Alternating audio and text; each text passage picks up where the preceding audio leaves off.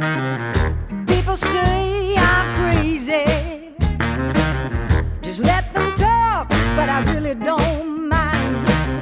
You know, for me it's all a different story.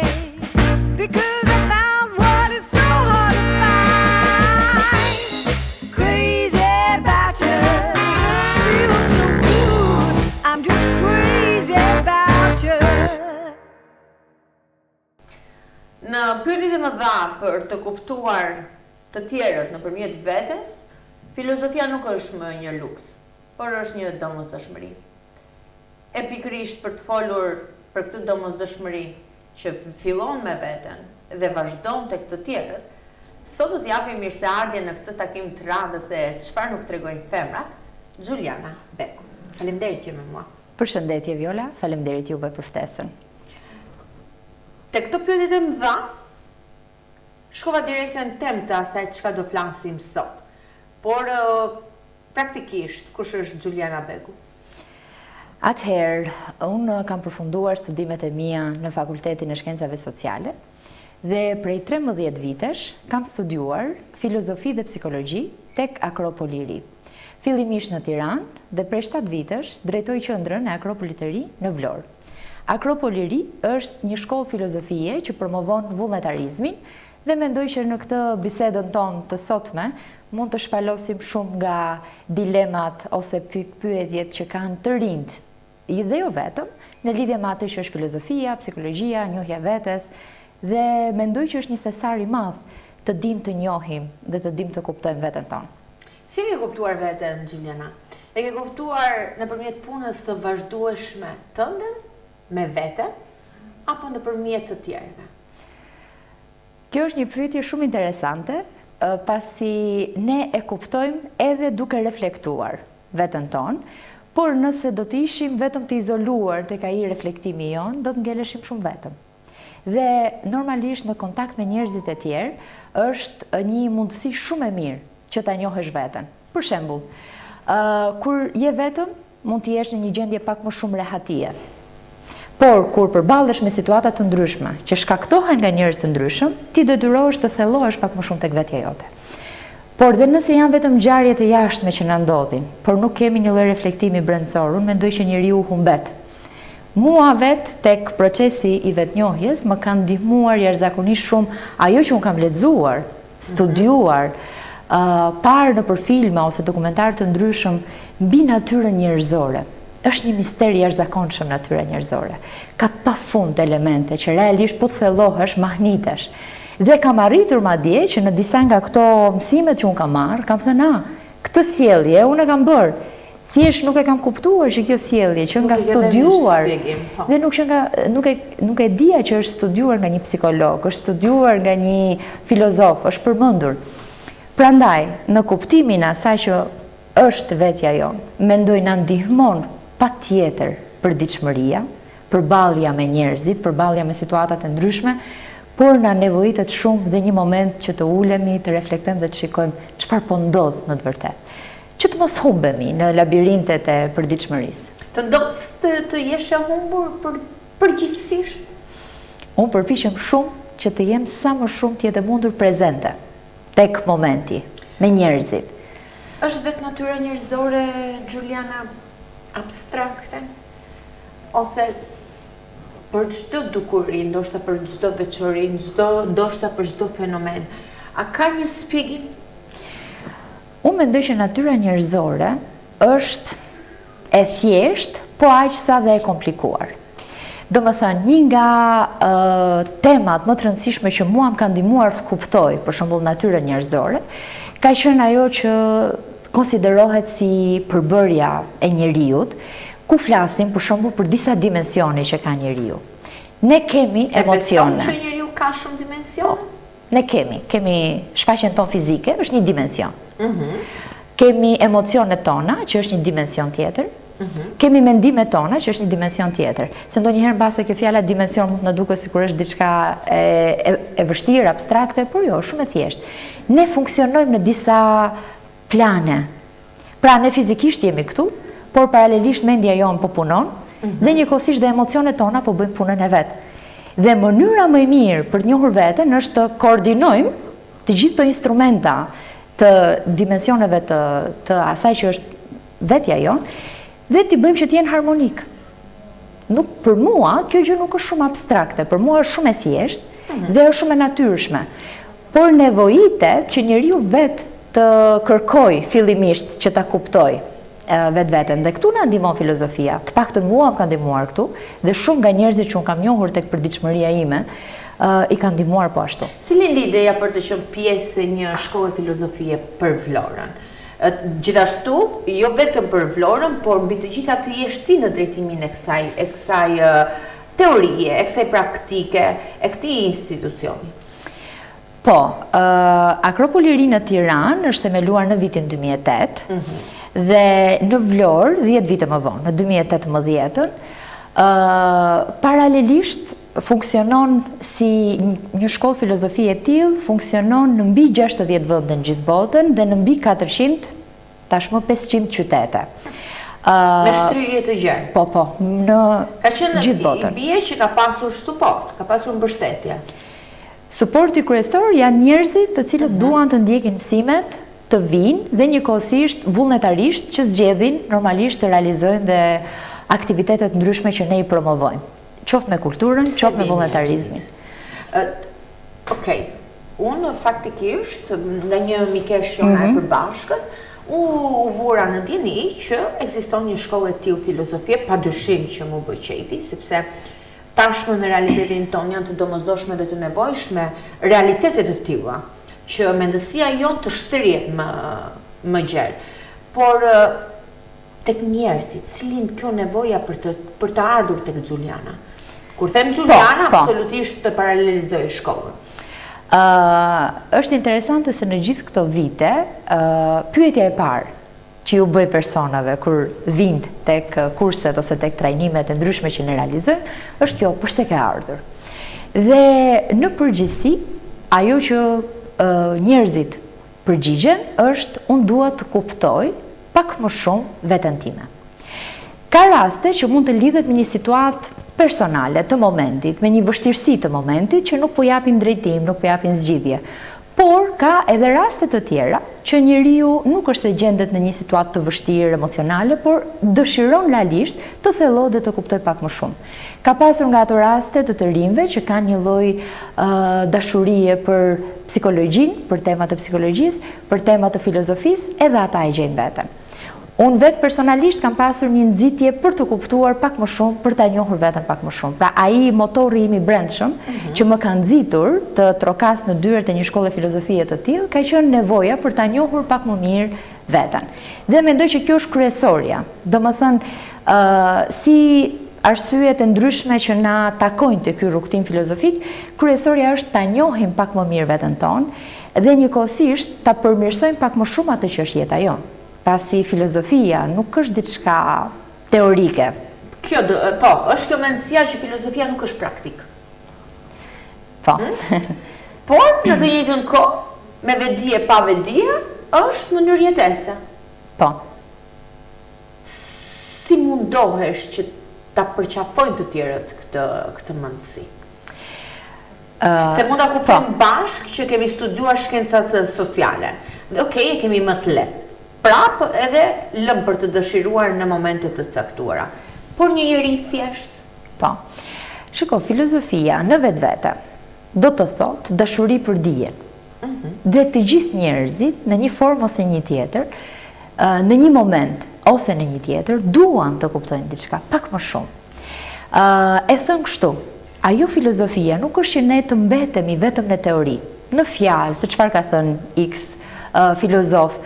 Pa tjetër që ne do t'ju referohemi filozofëve të së shkuarës për mendimet e tyre, por konkluzionet e tyre kanë ardhur nga një eksperiencë reale dhe praktike. Me një shembull shumë të thjeshtë. Në përditshmëri, filozofia nxitet me pyetjen pse. Domethënë, na ndodh një situatë tek jeta jonë, na ndodh një situatë e papritur, në momentin që njeriu pyet përse, mua më ndodhi kjo, ky është momenti që ne po bëjmë filozofi. Por nuk po quajmë që tani po bëjmë filozofin me një mënyrë jetese, ashtu sikurse do ta kishim marrë edhe në mësim paraprakisht, por jemi në jetë dhe jeta të gjithëve na teston. Do të kalojmë situata të cilat janë të paparashikuara dhe do na nevojitet që një moment ne t'i kuptojmë të situata. Këtu të ndihmon filozofia. Domethënë, stoikët, si grup filozofësh të Romës së lashtë, përmendin shumë elemente që dhe ne sot i diskutojmë. Për shembull, një nga gjërat që shumica e të rinjve sot thonë, dhe mendoj që edhe ti mund ta kesh dëgjuar ose edhe shpeshherë edhe ti edhe unë e kem përmendur pafund, është që nuk kam kohë.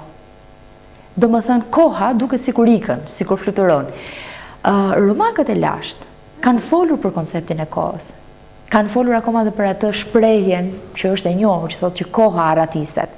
Seneca, një filozof, përmend që në të vërtetë koha nuk është as e gjatë as e shkurtër, por ajo që është e gjatë ose e shkurtër është mënyra se si ne e përdorim këtë kohë. Pra jeta në vetvete përbëhet nga koha jonë. Ne duhet të kuptojmë çfarë do të bëjmë me kohën që na është dhënë. Dhe këtu na ndihmojnë të gjitha temat e filozofisë për të kuptuar pak më mirë veten tonë, për të kuptuar pak më mirë botën përreth, por edhe koncepte që disa herë mund të na duken abstrakte, por që janë shumë thjeshta. Siç është koha. Menaxhimi i kohës është një nga temat që ne realizojmë. E kuptojmë në vlerën e kohës? Kur them ne dhe kur të drejtohem personalisht, është duke qenë në kontakt të drejt për drejt të këtyre pikpyetjeve të mëdha të jetës. Pse? Tek unë, tek njeriu që dua, të gjitha me radhë. I kuptojmë vlerat e të gjitha pyetjeve që bëjmë. Dhe faktikisht e kam edhe një kuriozitet. Vinë dhe afrohen më shumë për të kuptuar veten apo për të kuptuar të tjerët? Si është kjo relacioni? Për të dyja, pasi ka një çelës, nëse ne kuptojmë veten tonë mirë, automatikisht do të kuptojmë edhe të tjerët më mirë. Pasi ka disa gjëra shumë të ngjashme natyra njerëzore. Shprehen me forma të ndryshme, por ka një element shumë të ngjashëm dhe të përbashkët tek çdo njeri. Por nevojitet goxha punë me veten që të shkojmë tek ato elementet e përbashkëta. Për shembull, mund të kemi njerëz që janë më emocional, mund të kemi njerëz që janë më racional. Njerëzit që janë më emocional, zakonisht janë më shprehës, janë më të buzëqeshur, janë ata njerëz të cilët krijojnë shoqëri shumë më shpejt. Njerëzit racional, në dukje, gjithmonë duken pak më serioz, pak si më të tërhequr. Po, nuk është se krijojnë kontakt shoqëri menjëherë. Duke njohur diferencat midis natyrave të ndryshme dhe të përbashkëta, duke kuptuar më mirë veten tonë, është e pashmangshme të kuptojmë dhe të tjerët. Prandaj e thash që gjërat për natyrën njerëzore kurse si nuk mendoj që është mirë të jenë tek niveli i teorik ose abstrakt. Është mirë ta shikojmë çfarë ne mendojmë dhe çfarë ne ndjejmë dhe çfarë ne përjetojmë tek përditshmëria jonë që ta kuptojmë patjetër më mirë se çfarë është jeta dhe çfarë është koha. Çfarë thua ti Targeti që mendon që filozofia është me raste dhe mërzitshme por dhe e vështirë? Ta provojnë. Unë ju sugjeroj ta provojnë që nëse ju duket e mërzitshme dhe e vështirë, le të vazhdojnë ta kenë mendimin e tyre. Sa zgjat shkolla tek ju? Trajnimi, pjesëmarrja? Ne kemi trajnime që zgjasin, kemi trajnime një ditore, ka pasur raste me trajnime të tilla një ditore, dhe kemi dhe kurset tona, që këto janë 4 mujore, niveli i parë, dhe për çdo që dëshiron, normalisht ka edhe një nivel të dytë. Niveli i parë që zgjat 4 muaj, të gjitha mësimet bëhen 2 herë në javë, me nga 2 orë secila ditë, shoqërohen me aktivitete, jo vetëm me tema, jo vetëm me tema, sigurisht që orën e parë ne bëjmë diçka, në orën e parë të mësimeve për çdo grup të ri, unë dua që të gjithë të vinë, por jo të regjistrohen. Çfarë do të thotë? Dua që ta shikojnë nga afër, ta provojnë. Dhe më pas, vetëm pas orës së parë, dikush zgjedh, nëse realisht bën për mua diçka e tillë, më pëlqen, jashtë në ujërat e mi, dhe pasi dikush ka zgjedhur, automatikisht pastaj e kupton edhe pak më shumë dhe dobishmërinë, sepse është diçka që dhe e do, i pëlqen. Ka pasur modele në këtë, të themi, vjeçar, në Vlorë të transformimit të një modeli. Ka ardhur ndryshe dhe ka dalë ndryshe nga shkolla. Por që ka patur vullnetin dhe durimin që t'i nështrojë gjithë procesit. Sigurisht që po. Unë mendoj që... Dua vetëm të më specifikosh diferencën. Me thënë, edhe ti vetë, si udhëzuese dhe si drejtuese, por në të njëjtën kohë edhe çfarë ke dëgjuar nga ky rasti? Po. Unë mendoj që është e pamundur të jemi të njëjtët kur ne zbulojmë disa elementet vetes tonë. Është e pamundur të mos bëjmë dhe të mos nxitemi që të marrim përsipër që të bëjmë ndryshime. Konkretisht, kemi patur persona të cilat, përfshirë dhe mua këtu, nuk kanë ditur dhe mundur që të bëjnë prezantime me një publik dhe me një publik shumë të gjerë. Si arsye e shumë emocioneve që ndjenjë. Tani ti e gazetare vetë e kupton që kur del para një publiku, qoftë edhe para kamerave, emocionet mund të kaplojnë dhe ta vështirësojnë jashtëzakonisht shumë dhe njeriu mund të ngecë. Por me disa ushtrime, trajnime që kemi bërë të artit të folurit në publik, me prezantime të ndryshme, realisht kam vënë re që njerëzit, nga aty ku e kishe një lloj vështirësie shumë të madhe për këtë pjesë, tashmë madje përkundrazi e duan, e shijojnë dhe e kërkojnë vetë. Ky është një ndryshim i vogël.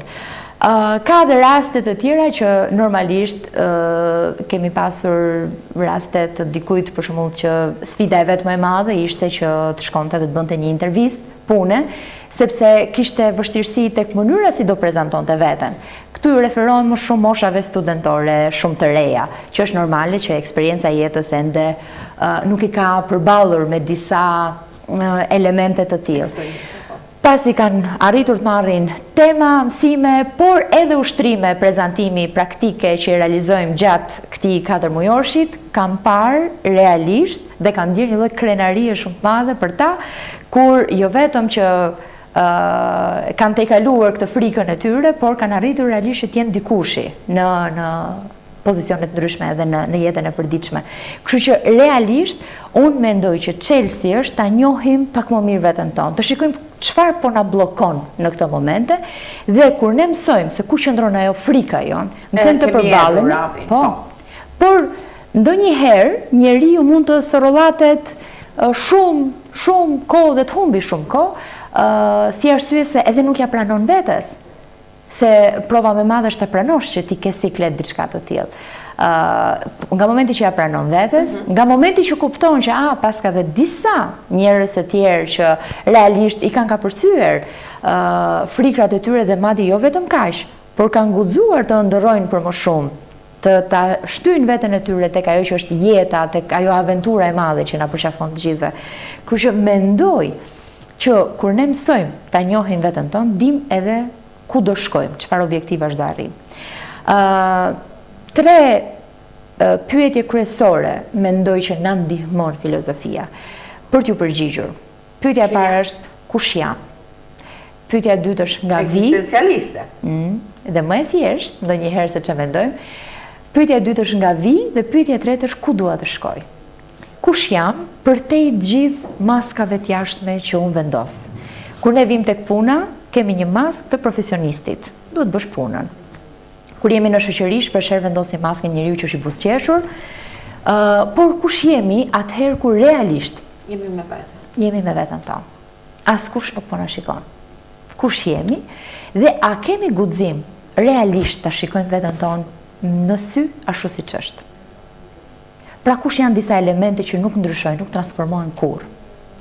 Pyetja e dytë nga vi, e themi, vim dikush nga Vlora, dikush nga Tirana, dikush nga Durrësi. Por që nuk është në thelb kjo. Si ka mundësi që pavarësisht të mund të jemi tek i njëjti qytet, jemi kaq ndryshe. Akoma jemi tek e njëjta familje dhe secili fëmijë është ndryshe, është kaq unik. Është shumë e bukur. Ta zbulojmë se secili është unik. Por kur ne nuk e dim çfarë është ajo gjë që na bën të veçantë, do jemi vazhdimisht duke e kërkuar jashtë nesh. Përgjigjen e kemi brenda vetes tonë. Dhe ku dua të shkoj? Çfarë ëndrash kam për jetën time, çfarë objektivesh? Rrugtimi. Përgjigjja e këtyre 3 pyetjeve është realisht për mua dobishmëria më e madhe çfarë do lloj trajnimi dhe çfarë do lloj grupi të ri që ne hapim. Do stopojmë faktikisht, po jo për të marrë kohën për t'ja bërë vetes pyetjet kush jemi, pse jemi dhe ku do shkojmë, por për të marrë hapësirën publicitare, për të rikthyer sërish me Gjuliana Begun, me të cilën do zbulojmë se si e priti ftesën për të qenë udhërrëfyese e një zëri të brendshëm. Pas pak. Gjithçka fillon këtu me përkushtimin dhe pasionin.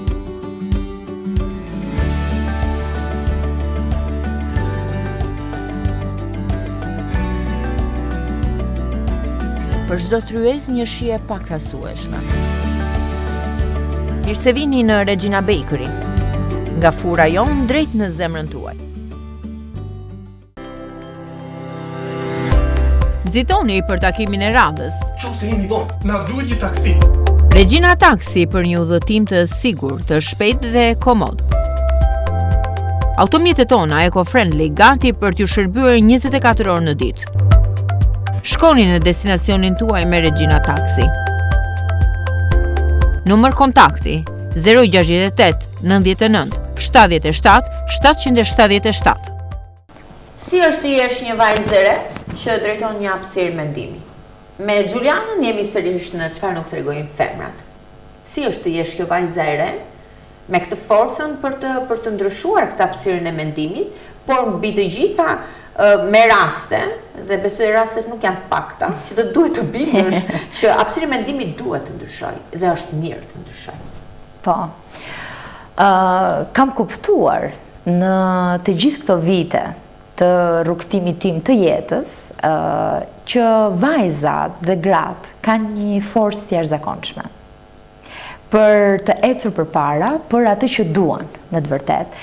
Kështu që realisht unë personalisht, pavarësisht të gjitha sfidave që jeta na i sjell në forma të ndryshme, jam ndier shumë e fat, pasi në jetën time kam pasur shembuj shumë të mirë të vajzave dhe grave shumë të forta që ja kanë dalë në banë, dhe shpesh herë kur më është dashur të përballem me diçka, kam trokitur, ta themi në një mënyrë simbolike, tek dyert e tyre për të marrë një përgjigje. Dhe aty kam ndier që nuk jam vetëm, që nuk është kaq sfide madhe dhe e papërballueshme nëse realisht po bëjmë diçka që ne e duam. Dhe personalisht shumë e kam pak, sidomos këtë vit, në prioritet që të kemi disa aktivitete vetëm për natyrën femërore, vetëm për vajzat, pasi realisht mendoj që është një mundësi shumë e mirë që duke njohur veten tonë mund të zbulojmë dhe mund të thyem shumë kufinj që fillimisht ishin kufinj mendor dhe jo aq shumë kufinj fizik, real. Unë vetë kam kaluar. Natyrshëm e lind kjo pyetje. Këto pikpyetjet ekzistencialiste i kanë vetëm gjinia jonë? Gjinia femërore, apo i ka dhe mashkulloria, por i kamuflon më rehat, më këndshëm?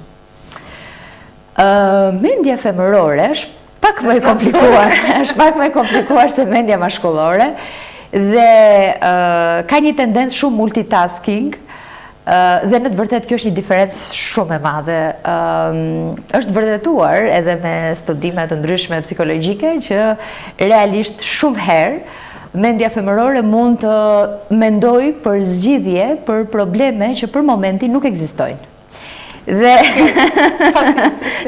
Dhe kjo gjë e ka vënë re edhe vetë, tek vetja po edhe shumë të shumë i keshat mia që ndonjëherë po nuk mësuam ta kthejmë në realitet, në përditshmëri, mund të humbasi pak në të gjitha këto pikpyetjet e veta dhe të krijojë dhe situata që nuk ekzistojnë si arsye shqetësimit, ngarkesës emocionale. Mendoj që duke njohur pak më mirë si funksionojnë dhe emocionet tona, pasi vajzat në përgjithësi kanë një natyrë pak më emocionale se sa djemtë. nuk dua të bëj përgjegjësi me njëra anë kështu ana tjetër shumë, po flas në përgjegjësi gjithmonë ka përjashtime. Ose ne dim ti tregojmë më mirë. Mund edhe ti shprehi më shumë. Kështu që duke njohur pak më shumë dhe emocionet tona, si funksionojnë këto emocione, duke njohur më shumë edhe mënyrën se si ne mendojmë, është më e thjeshtë të arrijmë ato objektiva pa menduar shumë edhe çfarë mund mos të shkojë mirë. Je eksakt në vendin e duhur, misionin e duhur, për fuqinë e femrës. Dhe kur e pash që ka nisur podcast çfarë nuk tregojnë vajzat, realisht thash është një gjë shumë e bukur, që po bëhet edhe në qytetin e Vlorës, dhe uroj shumë që të jetë një mundësi që për të gjitha vajzat, femrat, gratë e këtij qyteti dhe jo vetëm, të vinë dhe të promovojnë atë që është jeta e tyre, pasi mendoj realisht që ka vajza dhe gra shumë të forta që realisht mund të transmetojnë një mesazh shumë të bukur dhe frymëzues me jetën e tyre. Po, të individual. Është vërtet të paktën qëllimi i këtij podcasti ky është. Çdo kush nga ne është një model më vete. Patjetër që ka për të përmirësuar, dikush për të lavdëruar më shumë, por nuk është lufta e medaljes. Është lufta e forcës që kur bijem, dhe ne bijem shpesh fatkeqësisht, ndoshta për arsye të menduarit të shumë detyrave dhe përgjegjësive që marrim dhe kemi. E duke qenë këtu, je ndjerën e nënvlerësuar se je femër? Se je vajzë? Në të vërtet, që t'jemi sinqert, nuk e kam ndjerë këtë gjë. Do më thënë, dua ta theksoj që për mua, si në aspektin personal, profesional dhe atë filozofik, absolutisht, në asnjë moment, nuk kam ndjerë që gjinia të përbëj një problem. Nuk e di si është në raste të tjera, pasi nuk e ke lejuar ti? Kam tentuar? Mendoj që ka ardhur natyrshëm dhe jam mbështetur shumë tek ajo që është puna që unë po bëj. Pra, nuk jam fokusuar shumë që jam vajza që po e bëj këtë detyrë ose këtë pozicion që po e mbaj, por ajo që është më rëndësishme është që kjo detyrë, kjo përgjegjësi të realizohet sa më mirë të jetë e mundur. Për momentin po e realizoj unë dhe për momentin gjinia ime, do më thënë jam vajzë që po realizon këtë detyrë. Ajo që nevojitet, mendoj që më është nevojitur, është më tepër që të fitoj një lloj konfirmimi tek vetja ime, që të di se çfarë po ofroj, të di se çfarë po them, të di se realisht ku po drejtohem, ku po orientohem, dhe nuk i kam dëgjuar shumë dhe mbase situata, komente që mund të kenë qenë ose edhe paragjykime. Kështu që nuk jam fokusuar shumë tek ajo që çka po thon. Po. Dhe realisht nuk më ka ndikuar. Duhet të pranojmë që hapësira e mendimit është procesi që starton. Dhe pastaj ne jemi në një proces veprimi, në pohimi, mohimi, pastaj jemi në terren. Shkolla që aktualisht ka një kontribut të tillë në hapësirën e Vlorës, e ka synimin për të ndryshuar këtë hapësirën sociale? Si që përmenda pak, sidomos në këtë vit, kam disa objektiva në lidhje me atë që është sektori ynë i tretë në cilin funksionojmë, që është vullnetarizmi. Pasi realisht... Pse, Gjulian, se s'ka vullnetar, apo nuk kam njerëzillëk, apo nuk dua më punë të papaguar, apo si? Jo, unë mendoj shiko, me sektorin e vullnetarizmit çfarë nënkuptoj? Nënkuptojmë që të realizohen her pas here aktivitetet të ndryshme me grupe të rinj që unë e di që duan të angazhohen. Pra duan të jenë aktiv. Dhe të bëjnë një kontribut konkret, real në shoqëri, në qytetin ku ne jemi. Qoftë nëpërmes një aktiviteti pastrimi, qoftë nëpërmes një aktiviteti social të ndryshëm, po, sportet, ne kemi vepruar, domethënë edhe në vitet e kaluara. Bashkëpunoni me institucionet? Kemi bashkëpunuar me organizata dhe me institucionet të ndryshme dhe mendoj që në këtë vit do ta kem unë vetë personalisht më tepër në fokus edhe grupi të rinjve që jemi aty, pasi e shikojmë që kontributi real është ai që mbetet edhe në shoqërinë. Domethënë, sikur edhe një aktivitet tek shtëpiat moshuarve ose tek fëmijët e vegjël që mund të kenë disa nevoja të veçanta ndryshe, sigurisht zbukurojmë ditën më shumë, por unë mendoj gjithashtu që njerëzit ndihen më mirë dhe me veten e tyre kur arrin të kuptojnë që veprat e tyre kanë një dobishmëri, pra të ofrojmë nga vetja jonë. Pra, kjo është dera e të ardhmes së Akropolit. Nëse do të hapje një derë tjetër, kjo është aty. Nëse do të hapje një derë tjetër, e ke menduar se kush mund të jetë? Dhe për çfarë mund të jetë? Po, shumë, pa fund. Por mendoj që diçka ndryshe do të ishte që të rinjt gjithmonë e më shumë të mësojnë të shprehin ata veten e tyre pak më tepër. Do më thënë që do thot një hapësirë më shumë për të rinjt të cilët ende nuk e dinë se çfarë duan të bëjnë. Aktualisht, normalisht shkolla e filozofisë ofron një hapësirë të tillë, por më tepër diçka që t'i orientoj më qartë tek ajo që është edhe një orientim më profesional, drejt karrierës. Ne nuk e kemi bërë kaq specifike, pra trajnime kaq specifike deri më tani nuk janë ofruar, por duke ndërlidhur njohjen e vetes me këshillimin e karrierës, mendoj që mund të ishte një dritare e re, ose një portë e re ku shumë të rinj mund ta gjejnë veten e tyre. Pasi siç e përmenda, njohja e vetvetes domosdoshmërisht do të na çojë edhe në një përditshmëri më të mirë. Dhe profesioni ose karriera që duam të ndjekim është diçka që është e përditshme tek jeta jonë dhe është mirë që të zgjedhim diçka që e duam dhe e shijojmë. Është shkolla e mendimit besim në vetvete? Besim në çfarë? Po tek ai mendimi që un kam, tek ajo që un jam, tek ajo që un përfaqësoj. Besimi tek vetvetja është shumë i rëndësishëm. Pasi nëse ne nuk arrim të kemi besimin, ose siç janë gjithmonë më tepër, vetbesimi, problematika që të rinj dhe jo vetëm kanë, besimi tek vetja jonë na ndihmon që ne të bëjmë hapa konkret. Por që të mund të kemi besim tek vetja jonë, ne duhet fillimisht të kemi disa arritje. Pasi dhe mendimet tona, dikush mund të besoj shumë gjëra për veten e vet, mendoj që jam kështu, besoj që jam kështu, por ndërkohë mund të të vijë një situatë dhe tregon totalisht të kundërtën. Është sikur ai studenti që thotë unë besoj se do dal mirë me rezultate, po s'kam lexuar as pak dhe po. Por pikërisht, në momentin që situata ta përmbys këtë të qenit ti, në këto momente, kemi një, nuk po them, një kaotizëm ose një lëkundje të asaj që je ti apo të fajsimit të situatës. Si e ke ti këndvështrimin? Ky është momenti më i mirë për të filluar dhe realisht për të njohur veten. Pasi këtu ndodh një përplasje midis asaj që ti mendon, beson për veten tënde, dhe asaj që në të vërtet ti je tek situata. Dhe ka një distancë në këtë proces mendimi. Çfarë ne jemi në të vërtet nuk është se varet nga mendimet tona. Një shprehje që mua më frymëzon shumë thotë ne jemi ajo që ne veprojmë. Pra jo ajo që ne mendojmë. Po, dhe pasi kemi dhe shprehjen popullore, nëse do të shohësh, të njohësh dikë, duhet të shikosh veprimet. Është e vërtet. Kështu që kur ne veprojmë dhe veprat tona kanë një distancë shumë të madhe nga ajo që janë mendimet tona, këtu është momenti për stopuar. Çfarë po ndodh me mua?